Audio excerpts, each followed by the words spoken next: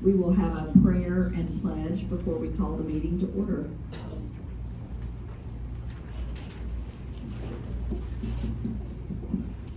Let's pray. Dear gracious Heavenly Father, God, we thank you so much for this and another day. Lord, we thank you so much, Lord, for your wonderful blessings, Lord, that you bestowed upon us, Lord. The ones that we've seen, Lord, and the ones that we've not even thought about. God, we come to you now, Lord, ask that you bless this meeting, Lord. Bless every item on the agenda, Lord, each one in attendance, Lord, and each one of the commissioners and the mayor, Lord. I pray, God, just ask that you bless this city as we move forward, Lord. Be in it, Lord, and be with us, Lord. I ask what all things in your gracious heavenly name. Amen. I pledge allegiance to the flag of the United States of America and to the republic for which it stands, one nation, under God, indivisible, with liberty and justice for all. All right, let's call the City of Corbin Board of Commissioners regular meeting, May 15th at 5 p.m. with a roll call, please. Moore. Here. Shepherd. Here. Baker. Here. Gamble. Here. Rasmus. Here. First on the agenda is to approve the April bills. Motion to approve. Second. Moore. Yes. Shepherd. Yes. Baker. Yes. Gamble. Yes. Rasmus. Yes. Approve the minutes from the April 17th meeting. Motion to approve. Second. Shepherd. Yes. Baker. Yes. Gamble. Yes. Moore. Yes. Rasmus. Yes. And Coach Sama, we're going to have you come up first, and you want to talk to us regarding the need for improvements of the youth soccer field.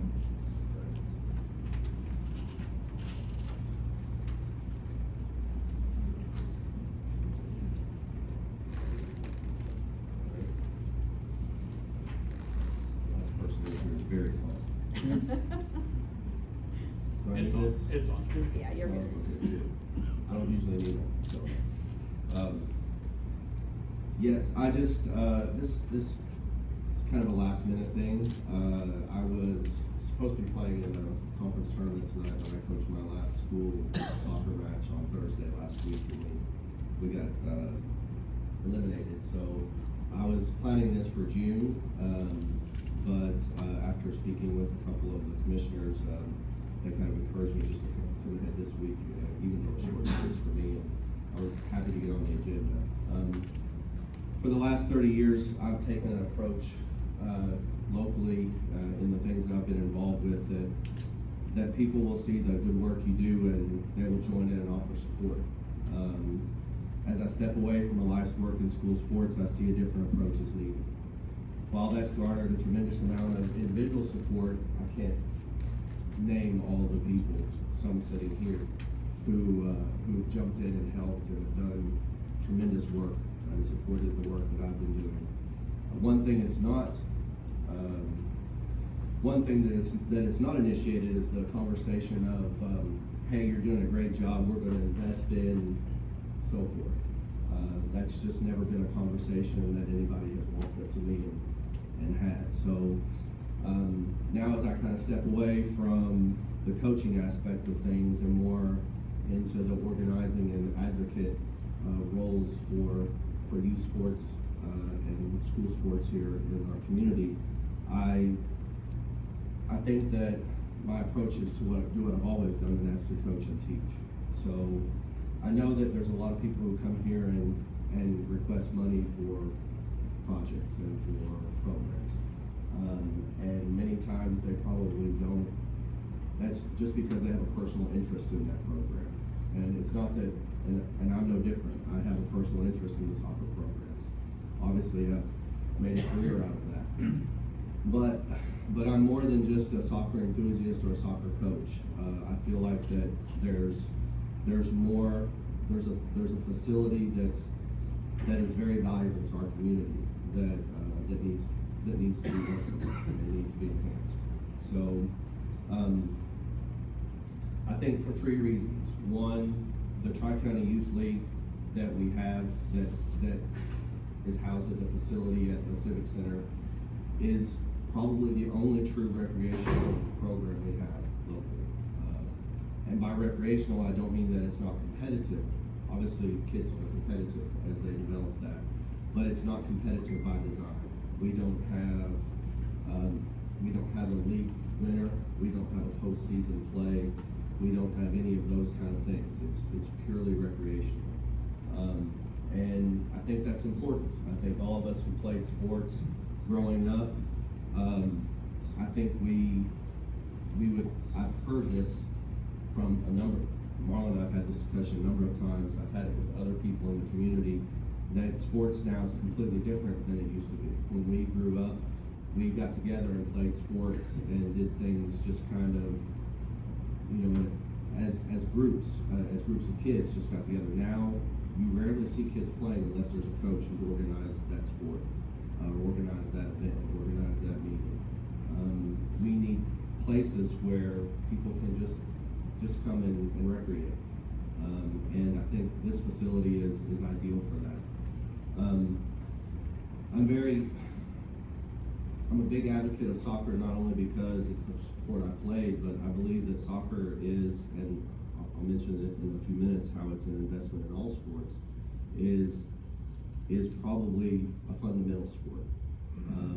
US Youth Soccer believes that because all of our youth, you may not know this, so this is the teaching part. All of our youth sports are mimic what the highest level does. Soccer doesn't do that. While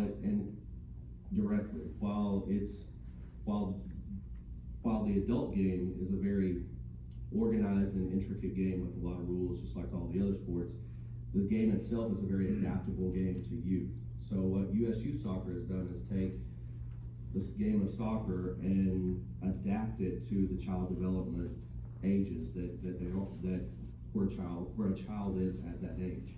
And we can go into that further if we need to, but it really, you see kids develop not only as a soccer player or an athlete, but you see them develop as people through the play. The second reason I think this facility is important to develop is because there's a lot of community use there. It's the only facility I know of that's not locked. Kids go out there, people go out there all the time and play. We have a regular Sunday morning game there. A lot of the former players from the area, a lot of people from the Hispanic community are there playing regularly. And these are, if we had a developed facility, these are leagues that we could develop.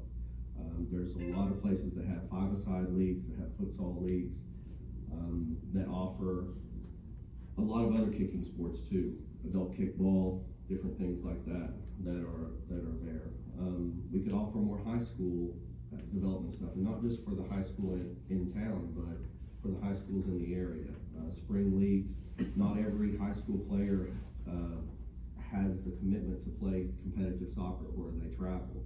So recreational leagues for high school players are important to have, because soccer is not really a sport that you can set out of for 6 months or 8 months and then come back and still be at the same level you were 6 or 8 months ago, because it's just trained differently.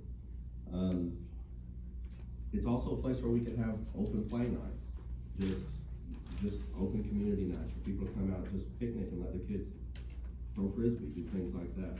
But the facility is just not in good shape for that right now. And again, it's an investment for all sports.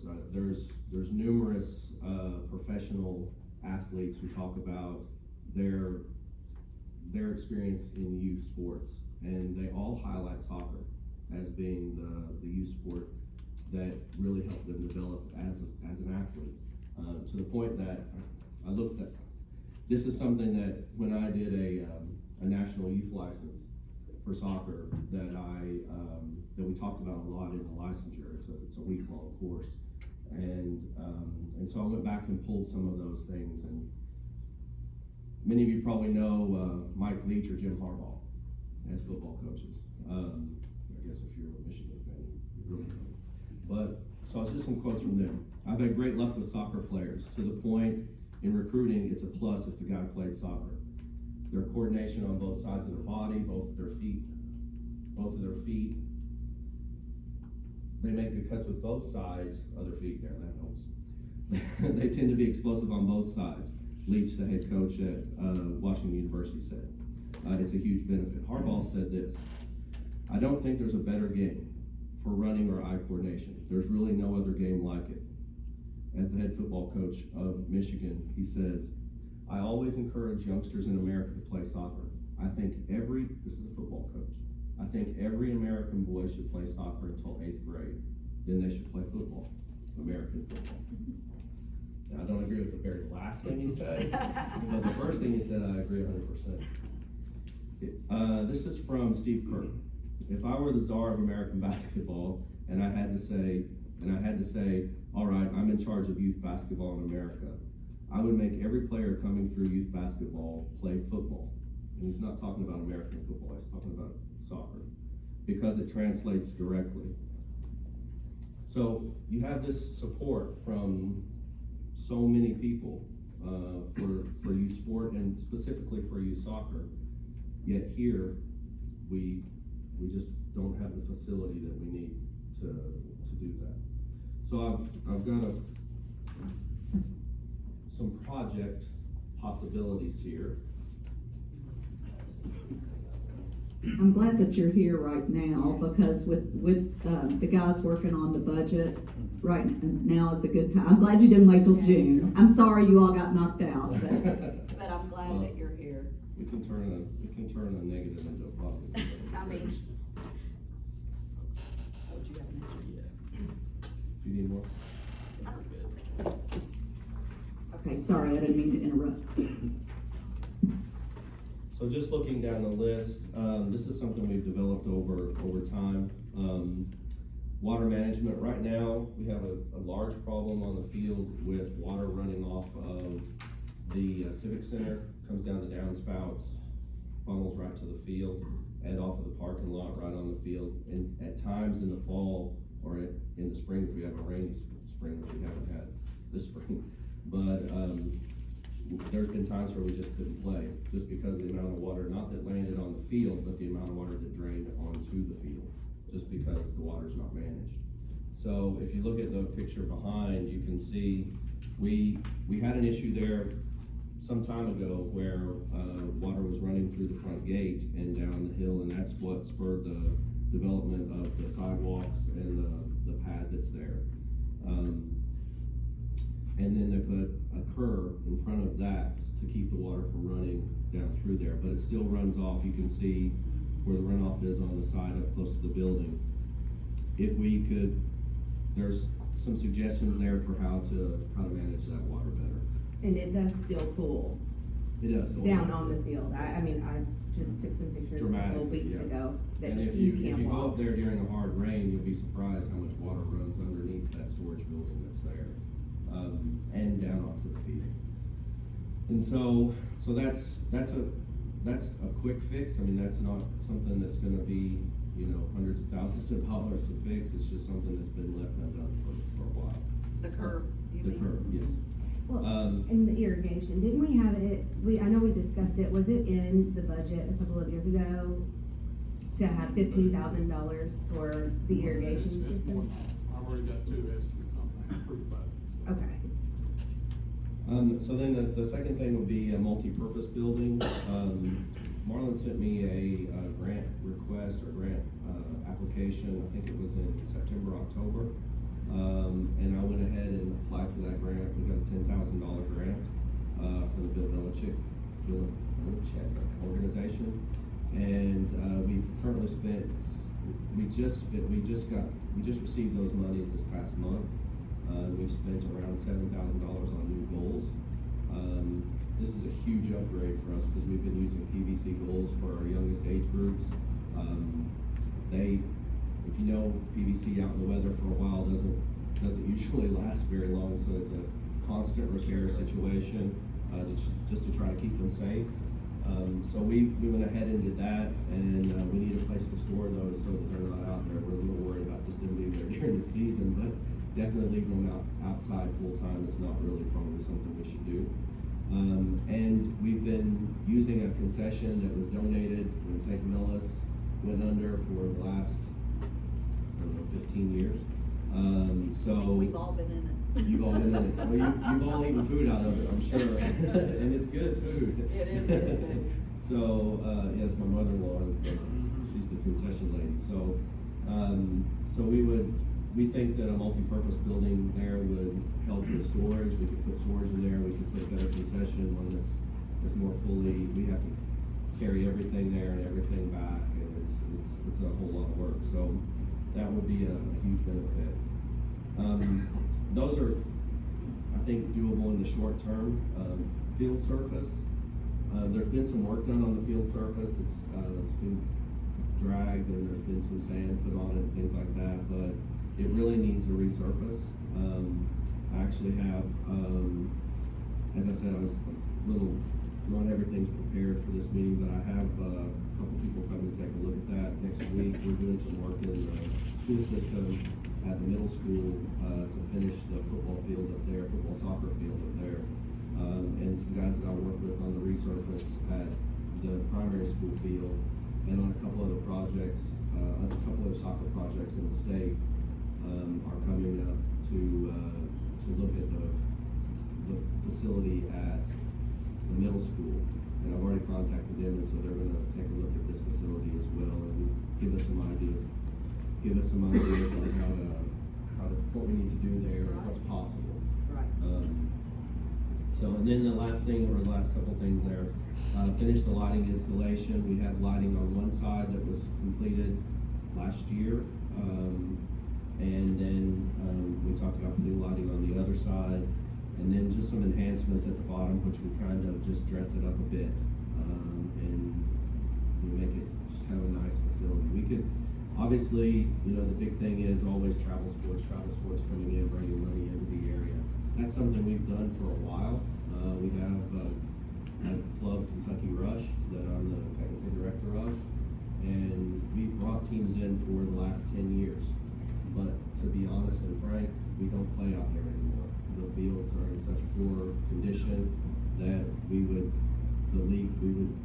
get so many comments to the league about the condition of the fields that we don't do that. We play our 11-a-side games at the primary school, and we play our anything lower than that. We've played some U12 games out there, but we play those at London Optimist as well. Just because we need to have a good surface so that the league doesn't get complaints. So, but it's not about travel sports for me, for this facility. For me, what it's about is having if you're out there on a Saturday, and I would encourage anybody here to come out on a Saturday or Tuesday night and see just the atmosphere of that facility with all of the kids there, the parents there, the concession. It's not your typical youth sport experience. There's not people screaming and going crazy and cursing at referees. It's a true community. It's a true community type situation, and it's one that very quickly is going away, and something we need to, I think, invest in and make sure it doesn't leave our community. Thanks. So you currently, real quick, you currently don't have any storage facility to store these goals that you're getting? We have a storage facility. I'm sorry to cut you off. We have a storage facility, but it's not adequate to house the equipment that we have. We would need a tall ceiling building, because we plan on purchasing with the rest of the money a few more goals. And we have goals that sit outside all the time. The nets go bad on those. They get broken. I can't tell you how many times we've had aluminum goals repaired, first at the high school ATC, and then the city, over the city garage, they repaired one for us in the fall, and there's another one broken that was broken between the fall and the spring. There are aluminum goals that are put together, and whether it's mowing and moving them, or it's people out there hanging on them, or just trying to move them themselves, you get 2 or 3 people out there trying to move them, and they don't mean to break them, but that's what happens. So. This storage facility that's out there now is basically just a standard shed.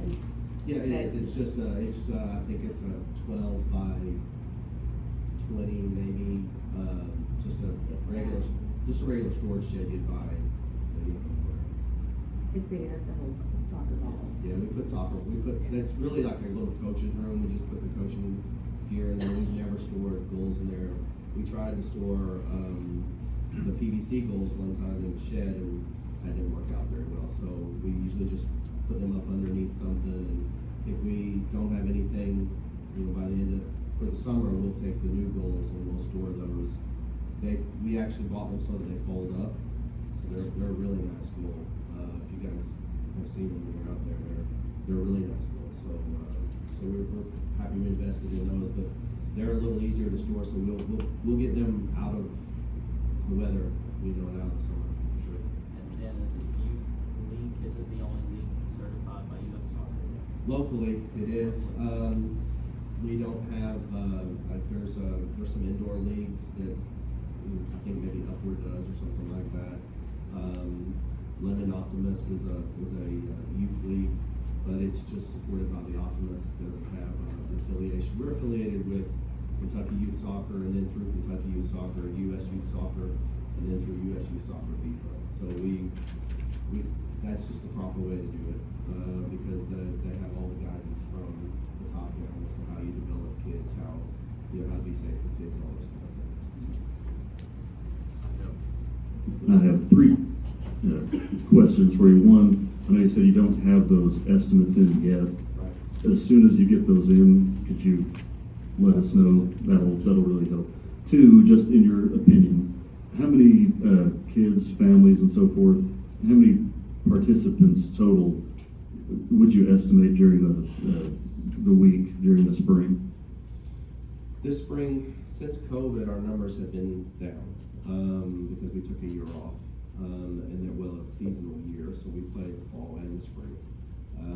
And so we took a year off, and our numbers have been building, but it's really jumped this spring. We're at almost 250 kids playing in the league, so. How high has it gotten?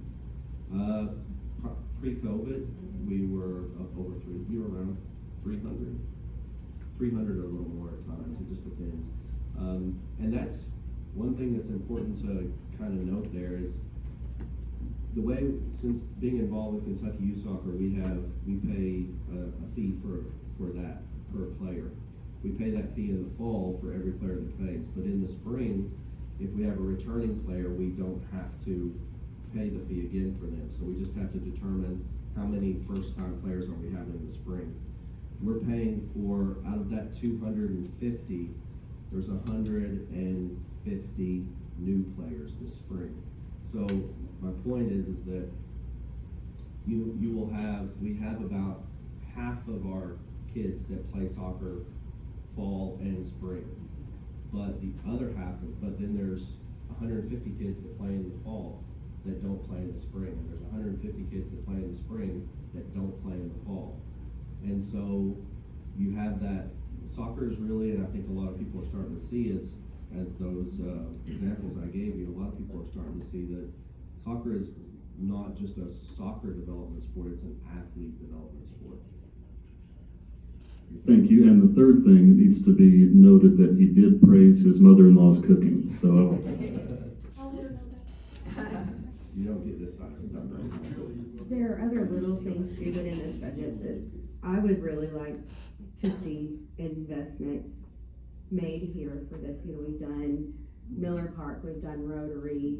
There's a new Little League football field right on the same grounds as the TCYSA fields that have significantly been invested in. So it's beyond time for our TCYSA fields to get some attention and the funding that they deserve, such as the water irrigation so the kids can actually play. But I'd also like to see the sidewalks extended so you don't have to walk in the grass. The elderly grandparents have to walk all the way down to that far left field, and there's no bleachers, so I'd like to see a lot more bleachers on all the fields. There's a number of things that, it's an extremely nice area that could be developed into a beautiful facility. And there's a lot of ways to do that. It doesn't have to be like a one-time shot either. If that's something that we can do, that would be brilliant. But if it's not, there's thoughtful ways to do it as Right. well. And it is definitely beyond time to invest in those And fields. and being a part of those organizations, there's maybe some things we can leverage in a discussion that maybe an ad hoc committee or something could work on. Absolutely. Okay. The- Thank you. The only, I'm sorry, just the only last question I have is, do you think the condition of the play surface, do you think that has, or do you think when it gets resurfaced and these improvements are made that, you could double your numbers? Or what's your thoughts towards the conditions of the field and the parents that want their kids to play in facilities in general? Well, I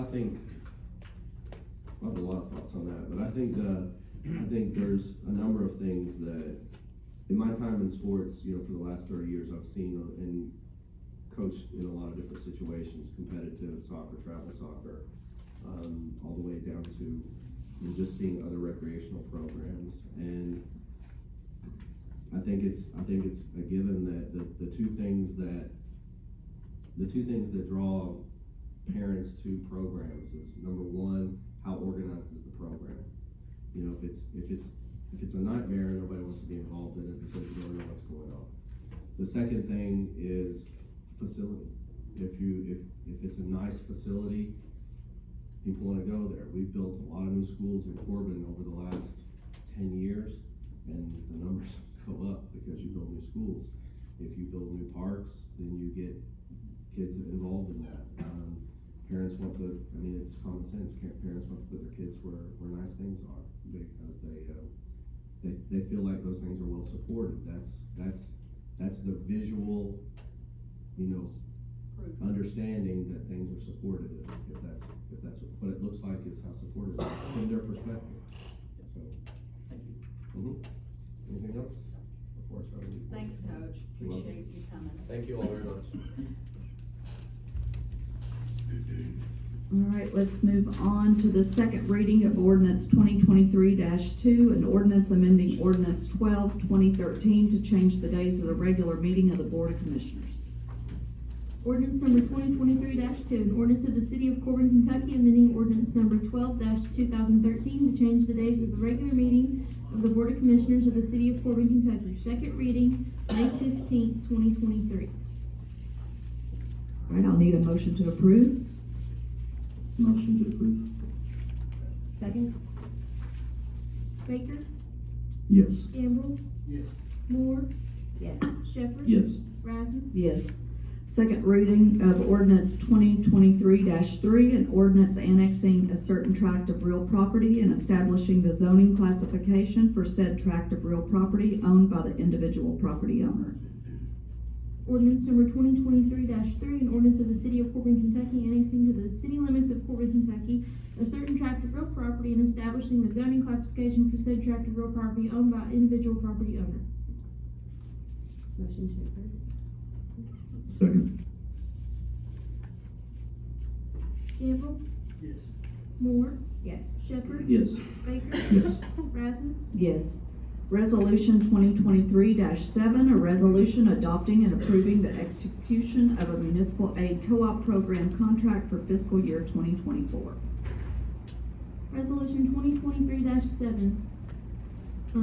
Resolution adopting and approving the execution of a municipal aid co-op program contract between the Incorporated City and the Commonwealth Kentucky Transportation Cabinet Department of Rural and Municipal Aid for fiscal year beginning July 1st, 2023, as provided in the Kentucky Revised Statutes, and accepting all streets referred to therein as being streets which are a part of the Incorporated City. Be it resolved by the legislative body of the Incorporated City that the legislative body of the Incorporated City does hereby accept all streets referred to in said contract as being city streets which are a part of the Incorporated City, and the legislative body of the Incorporated City does hereby ratify and adopt all statements, representation, warranties, covenants, and agreements contained in said contract, and does hereby accept said contract, and by such acceptance agrees to all the terms and conditions therein stated, and the chief executive officer of the said Incorporated City is hereby authorized and directed to sign said contract as set forth on behalf of the legislative body of, and the city clerk of Corbin is hereby authorized and directed to certify thereto.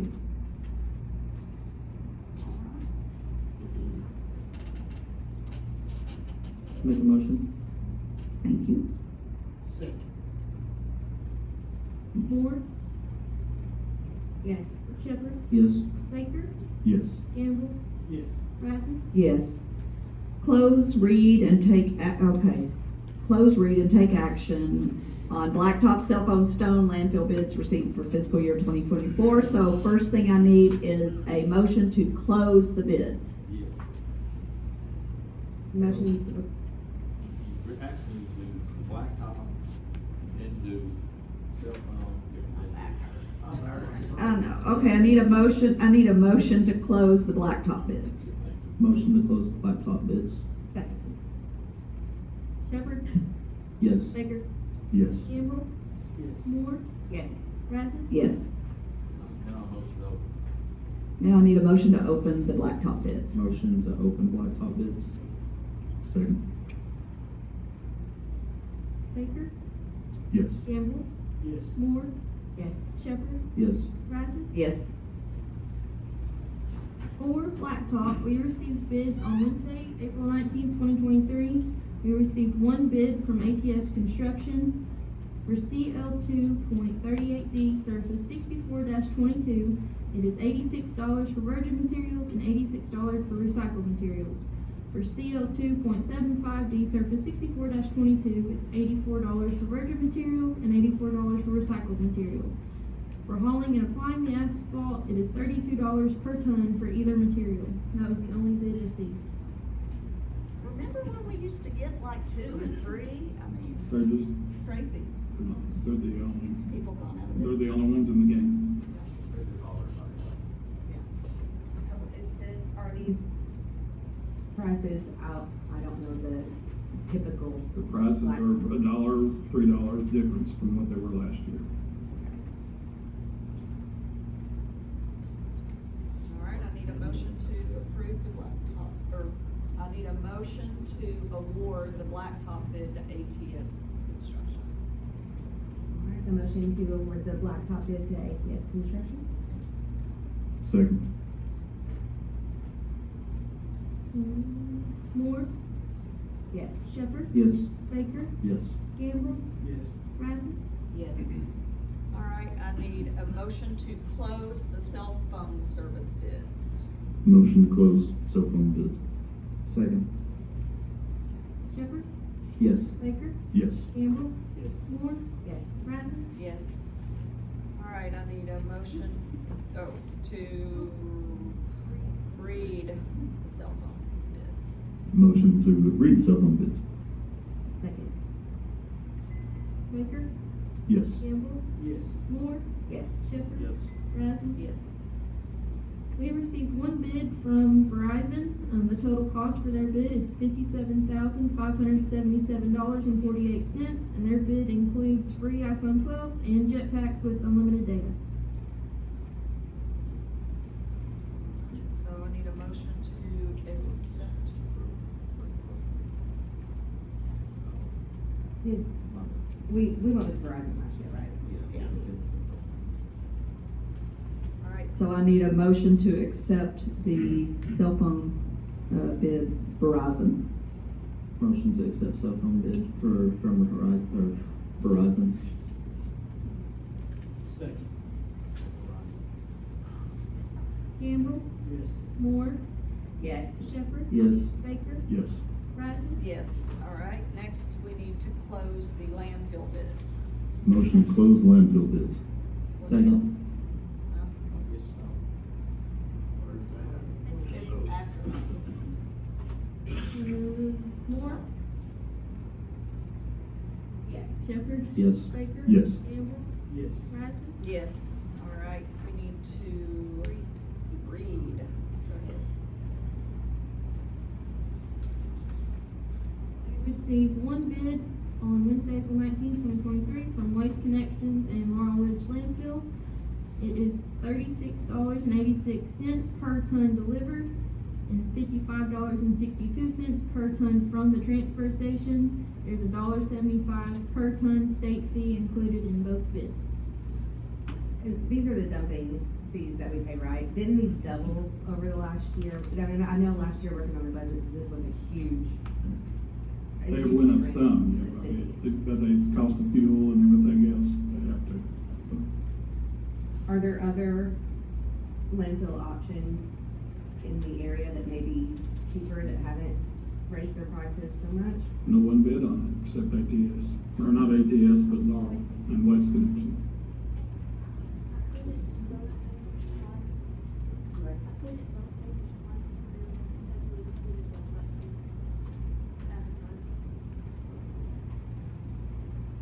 What are these prices compared to last year's prices, and then prices before, just for the record?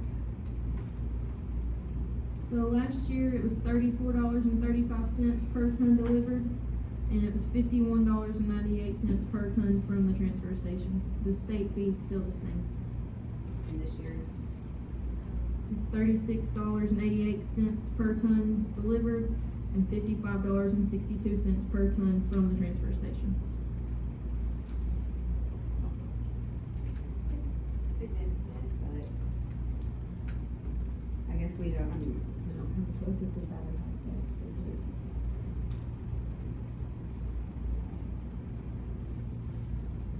Right, so I need a motion to accept or to award the landfill bid to Waste Connections and Laurel Ridge Landfill. Motion to award bid to Waste Connections. Second. Shepherd, Yes. Baker, Yes. Gamble, Yes. Moore, Yes. Rasmus. Yes. I need a motion. Sorry. Motion to close the stone bids, please. Motion to close stone bids. Thank you. Second. Gamble, Yes. Moore, Yes. Shepherd, Yes. Baker, Yes. Rasmus. Yes.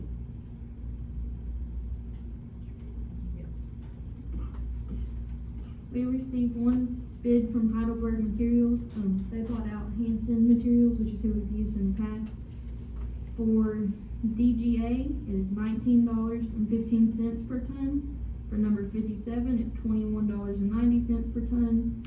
For number 23, it's $20.15 per ton. For number 8, it's $24.75 per ton. For number 4, it's $20.95 per ton. For riprap, it's $19.55 per ton. And for channel liner class 2, it's $25.20 per ton. Delivery is included in the above totals, but it does not include sales tax or fuel.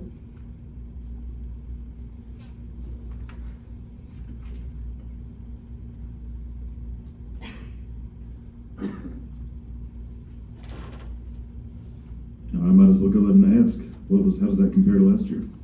She's got it right there. DGA was $17.95 per ton. Number 57 was $20.55 per ton.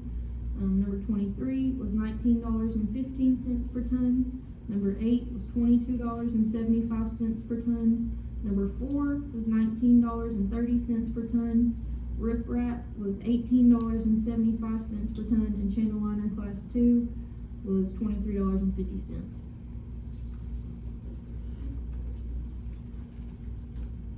How much did we spend on their fuel?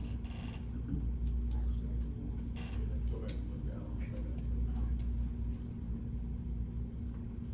But there again, they're the only one around here. If it's further away, they're gonna charge you more for travel, for fuel.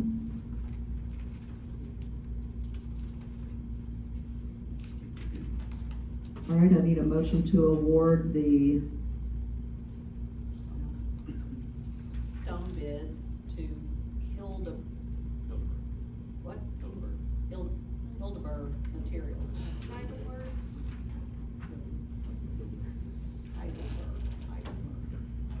Yeah. All right, did you make a motion? I make a I'm motion sorry, I to, thought I heard you. I didn't mean to accept that bid. Okay, thank you. Second. Moore, Yes. Shepherd, Yes. Baker, Yes. Gamble, Yes. Rasmus. Yes. Next is to discuss and approve health, life, and dental insurance for fiscal year 2024.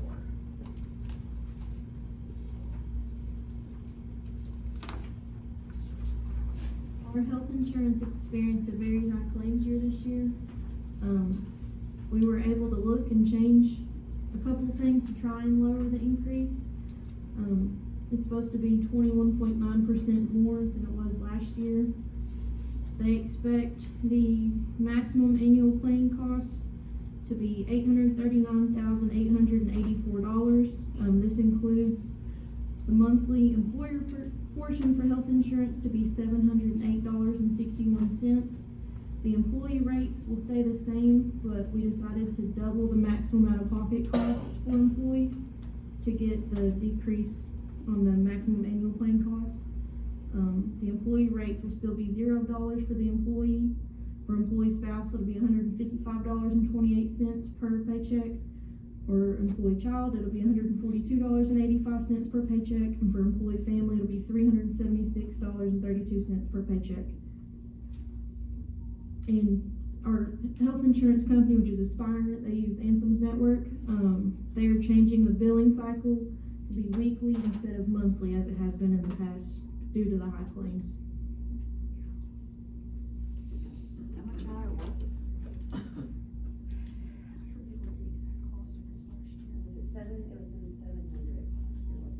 Oh, it's right here. It was $700,781. So it's gone $139,000.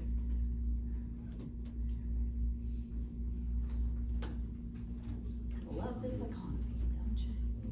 But $139,000 is one surgery, one heart issue, one anything. I mean, that's not astronomical. I mean, that's expected, so I don't think that's massive. Health insurance is something we don't ever want to skip on to employees. So, make a motion to accept the Aspire health insurance. Oh, and the rates for the life and dental are staying the exact same, and for vision. Second. Shepherd, Yes. Baker, Yes. Gamble, Yes. Moore, Yes. Rasmus. Yes. All right, we got some board appointments for the following. Code Enforcement Board, Chase Trivet is a reappointment, 3 years. His term expired on January 31st, 2023. Motion to reappoint Chase Trivet. Second. Baker, Yes. Gamble, Yes. Moore, Yes. Shepherd, Yes. Rasmus. Yes. Tourism Board, Ish Patil, this is a reappointment, 3 years. His term expired on March 30th, 2023. Make a motion. Second. Gamble, Yes. Moore, Yes. Shepherd, Yes. Baker, Yes. Rasmus. Yes. Tourism Board, Jeannie Hensley, it's a reappointment, 3 years. Term expired on March 30th, 2023. Make a motion. Moore, Yes. Shepherd, Yes. Baker, Yes. Gamble, Yes. Rasmus. Yes. Historic, Preservation Board, Diane Mitchell, this is a reappointment for 2 years. Her term expired on April 18th, 2023. Make a motion. Second.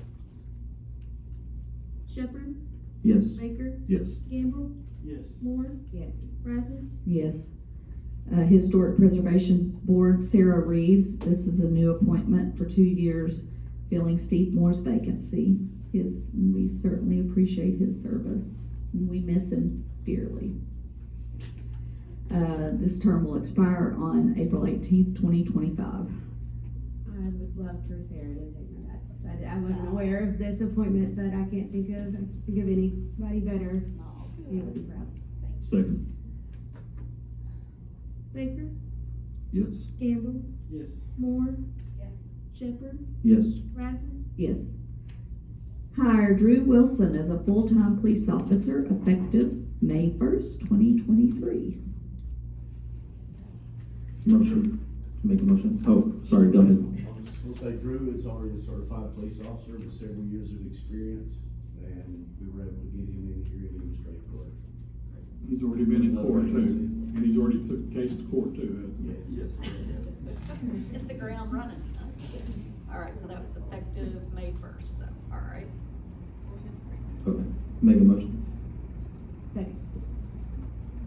Gamble, Yes. Moore, Yes. Shepherd, Yes. Baker, Yes. Rasmus. Yes.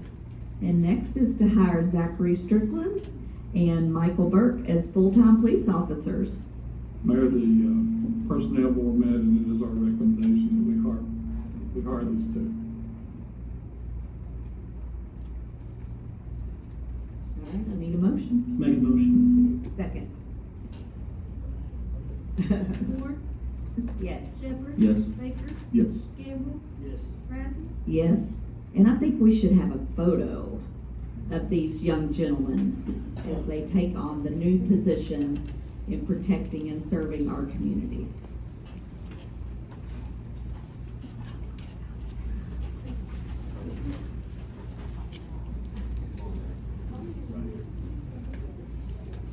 All right, we're gonna all come. Okay. Let's Let's do it. do it over. There we go. There we go. This is my, this is Zachary.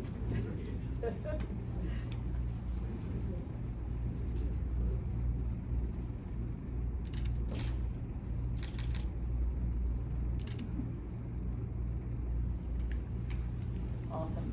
Thank you, guys.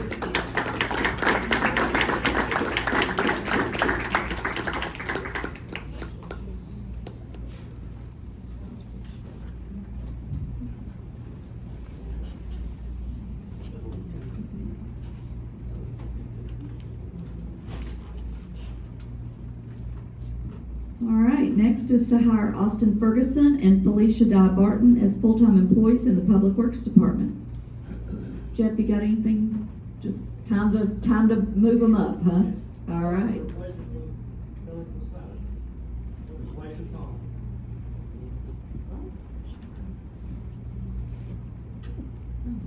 Cool, awesome. All right, I need a motion. I'll make a motion. Second. Shepherd, Yes. Baker, Yes. Gamble, Yes. Moore, Yes. Rasmus. Yes. All right, let's authorize the city manager to advertise for retired police officers to be school resource officers. Real quick on this school resource officer thing. Did the Corbin School District, did they say they were gonna do their own police force, or what happened there? They are working on the process. It'll probably be for my next year's school year. The grant is still there. We're working with them. They'll pretty well handle and pay and take care of everything for us. We're working on the contract. We're supposed to meet this Wednesday, and so the final contract will be on next month in June. Will they be adding one of the SROs to the preschool center? We don't, that's up to the school. I don't. Motion to authorize city manager to advertise for retired police officers to be school resource officers. Second. Baker, Yes. Gamble, Yes. Moore, Yes. Shepherd. Yes. Rasmus. Yes. City manager's report. Everything's pretty well in here, Mayor, that I had, so. All right, do we have any department heads that want to approach the commission about anything? Everybody's quiet. All right, let's move on to Maggie. She's not gonna be quiet. No. That's Because it's been an awesome month. That's right, exactly. Too many amazing things going on in the city that, I'm excited to share with you guys.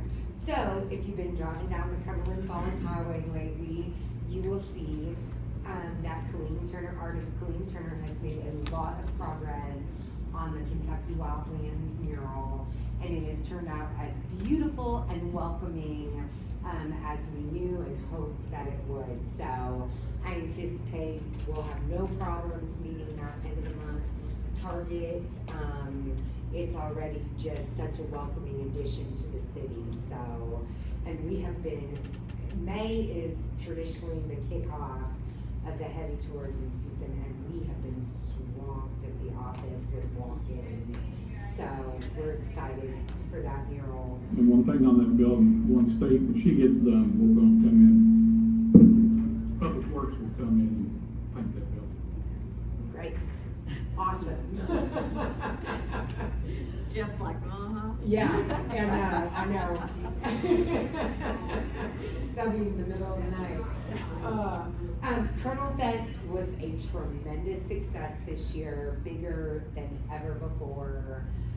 It was absolutely awesome, and I think that everybody who attended had a wonderful time. Friday night, the Tourism Commission hosted a Green Spring Fling art exhibition at the Pennington in downtown Corbin. It was also very well attended, awesome event. Our first live art event since pre-COVID. So we were really excited to see all the people come through and all the great talent and artists that we had. Then the next day we had the cruise in. So we had about 200 cars come out for that. Lots of, activities for families and things like that. So overall, tremendously successful. And then this week we will be painting Main Street with the flowers. So Thursday night I have about 15 volunteers from Parkway Ministries coming out to help me, replace plants that we lost over the winter, and then planting all of our pretty flowers in our pots. So good times. Parkway has really been a great partner to the city with their volunteer work. I really appreciate them very much. They have been awesome. Yeah. All right, is that it, Maggie? Yes. Thank you very much. Thank Good you. work. Bruce, do you have anything? Well, I'll just bring up to date, I think everyone saw the Kentucky PDI grant, which you all were the applicant for us on that. We were picked as one of the sites for a new spec building. It's almost $1.8 million for that grant, and we'll match it through our industrial authority. So probably be 2 or 3 months before we get everything started on that, but we're excited about that, appreciate that. As far as the Corbin Center, we're starting to see traffic increase and pick up on that over the last few months versus, give you an example. Well, it's not a great number, we're getting there and the revenue is increased, but for the first 4 months, or the first 4 months of this year, we're about almost 60 events up over that same time period, which just takes time after COVID and all that was going, but things are picking up there. As far as the utility infrastructure movement for the addition, we're just waiting on the final plans. The hotel group that we're working with, as soon as that footprint is completed, then we can finalize exactly where the infrastructure utilities are going to have to be moved. You know what, and seeing you up here, when was Dallas Eubanks? I got his application. Did it expire?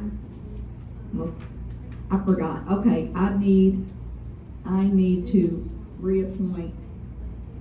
Okay, I'm sorry. I need to reappoint Dallas Eubanks to the CIDC board. That is a 3-year term. It expired in April, so that'll be April 18th, 2026. If somebody could help me out. Make a motion. Second. Gamble, Yes. Moore, Yes. Shepherd, Yes. Baker, Yes. Rasmus. Yes, and just to let everybody know that these are like these reappointments. I'm not getting these certain boards. I'm only getting the people that are already on the board to reapply. So, just wanted to keep in mind that we do accept applications for our many varied boards throughout our community, and would appreciate everyone's service to their community. All right. So, do we have anybody in the crowd that would like to address our commission today?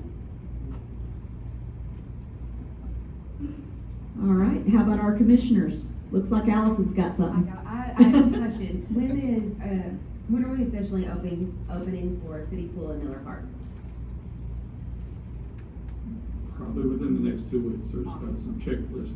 The Miller Park, we will probably go ahead and open this weekend. I talked to Jeff for the disc golf and for the pickleball courts and for people to go over and walk. We just gotta get a couple things done, because they're doing concrete work. We'll go into that, and then the pool, we have a meeting next week with them. They're about 99% on everything right now in the pool, so a lot of concrete had to be laid, and it took a while because rain and delays and everything, so. Very exciting, perfect timing too. Yeah, Memorial Day would pretty much be like Yes. when We're we need shooting it. for it, Mayor. Okay, all right. One of the issues, and I'll tell you all up ahead of time, we'll have to do something, we have to work with budget.